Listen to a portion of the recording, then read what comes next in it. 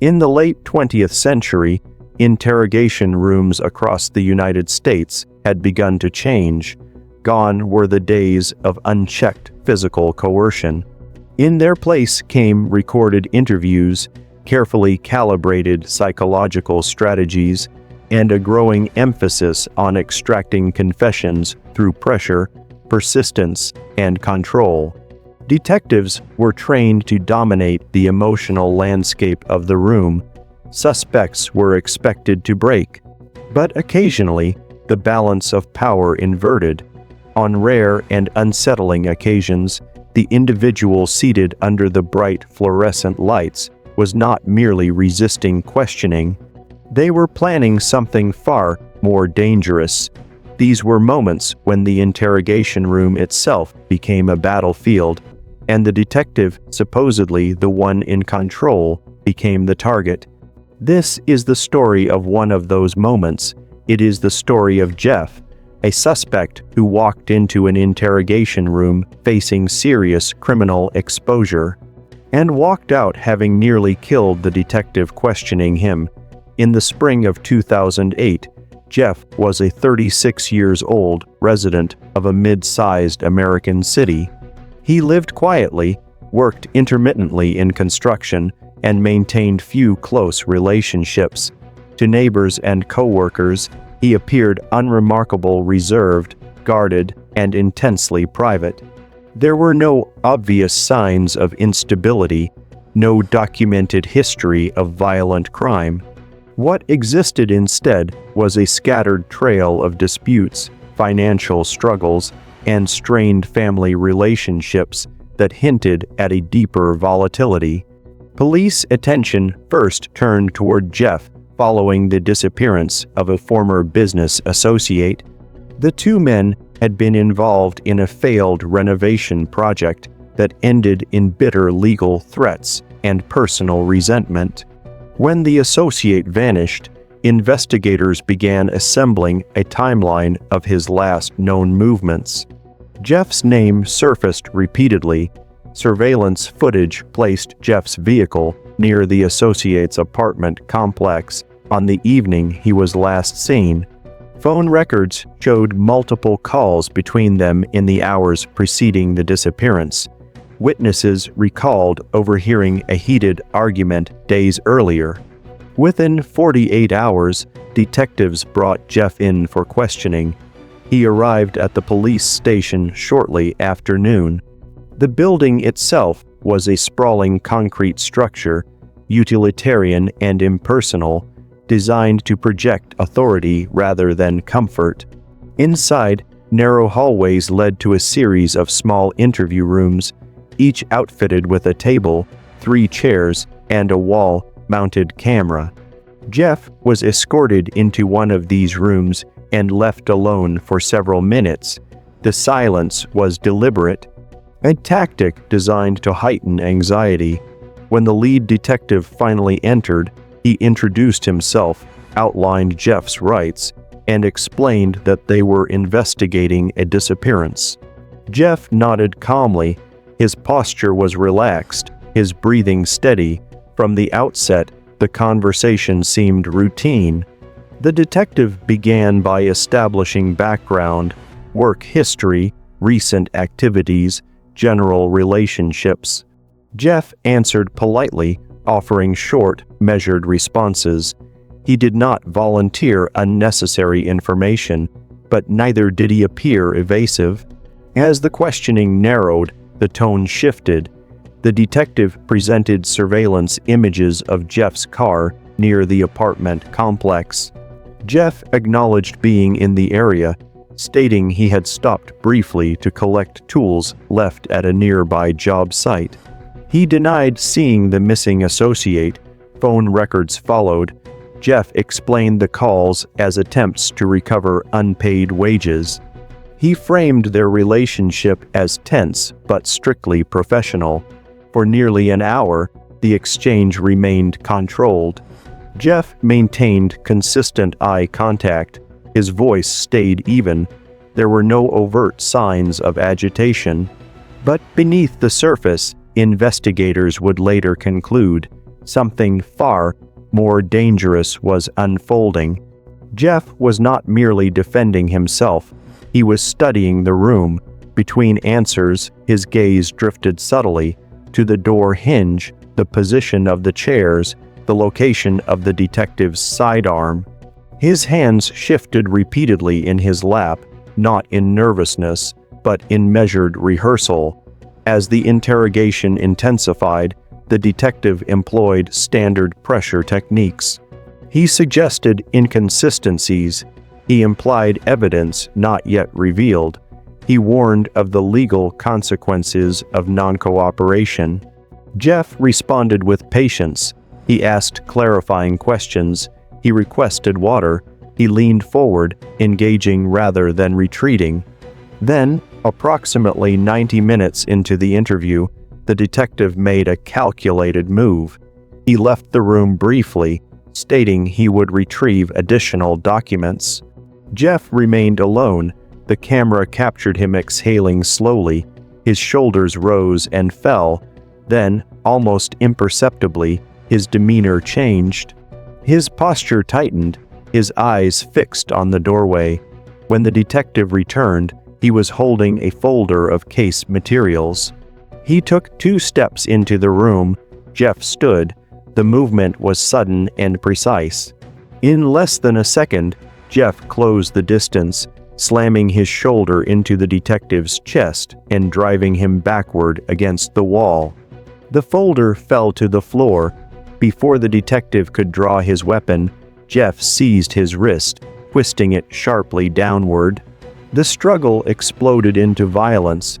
The camera recorded the chaotic scene, bodies colliding, furniture scraping, the detective shouting for assistance. Jeff attempted to wrench the firearm from its holster, using both hands to overpower the retention strap. The detective fought back, bracing his foot against the wall, twisting his torso to keep the weapon pinned. For several seconds, the 2 men grappled in a silent contest of leverage and strength. Jeff delivered repeated strikes to the detective's face and throat, aiming not merely to disable, but to incapacitate. The intent was unmistakable. Security alarms triggered automatically. Within moments, uniformed officers stormed the room. They tackled Jeff to the ground, forcing his arms behind his back and securing him with restraints. The detective collapsed into a chair, bleeding heavily from facial lacerations and struggling to breathe. Emergency medical personnel were summoned. The detective was transported to a nearby hospital, where he was treated for a fractured orbital bone, a crushed larynx, and multiple contusions. Jeff was transferred to a holding cell under armed guard. The attempted disarming of a police officer within a secured facility represented a profound escalation. Prosecutors would later describe it as a deliberate attempt to commit murder under color of interrogation. But the incident also transformed the trajectory of the underlying investigation. With Jeff now facing multiple felony charges, including attempted murder of a law enforcement officer, detectives expanded their inquiry. Search warrants were issued for his residence, vehicle, and storage units. What they uncovered reshaped the case entirely. In a rented storage locker several miles from his home, investigators discovered a series of sealed containers. Inside were personal effects belonging to the missing associate, clothing, identification documents, and a mobile phone wrapped carefully in plastic. Soil samples embedded in the fabric-matched earth found at a remote construction site where Jeff had worked months earlier. Cadaver dogs alerted near a freshly disturbed area behind that site.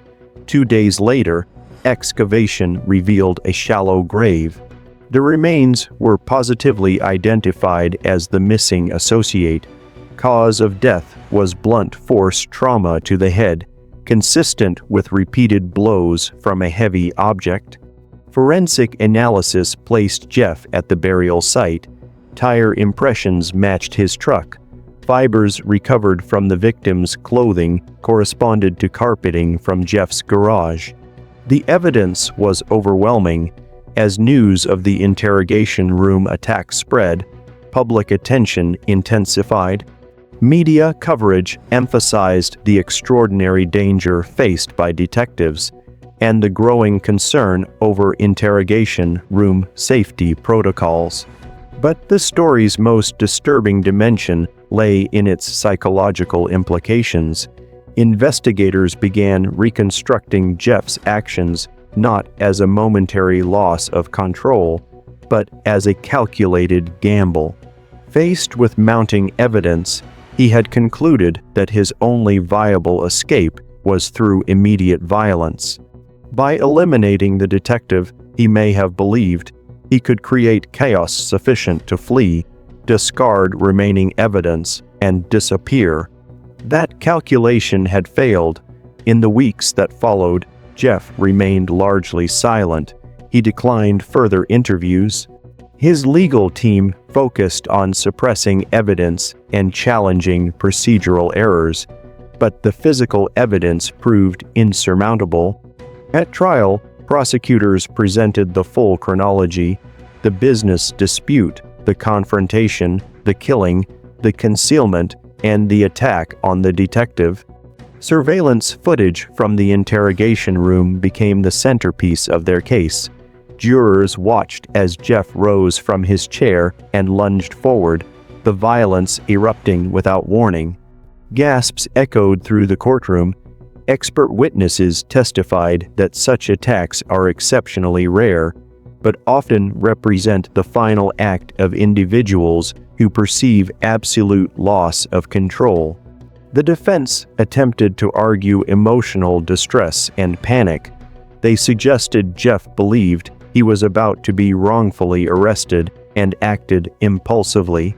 But the meticulous preparation of the attack undermined that claim. The timing, positioning, and targeting of the detective's weapon pointed toward premeditation. After 6 days of deliberation, the jury returned guilty verdicts on all major counts. First-degree murder, attempted murder of a law enforcement officer, aggravated assault, and obstruction of justice. Jeff was sentenced to life imprisonment without the possibility of parole, plus an additional 40 years for the assault on the detective. In the aftermath, the detective eventually returned to duty, though he carried permanent injuries. His voice remained partially damaged, and he experienced chronic pain in his neck and jaw. Yet he continued to work major cases, driven, colleagues said, by a renewed commitment to confronting violent offenders. The department implemented new interrogation protocols. Additional officers were required to remain within immediate response distance. Furniture layouts were revised. Weapon retention training was intensified, but no policy change could fully erase the memory of how close the encounter had come to catastrophe. The case left an enduring imprint on law enforcement culture. It served as a reminder that even within controlled environments, danger persists. That the thin veneer of procedural order can fracture without warning. That the individuals seated across the table may already have crossed irreversible moral thresholds.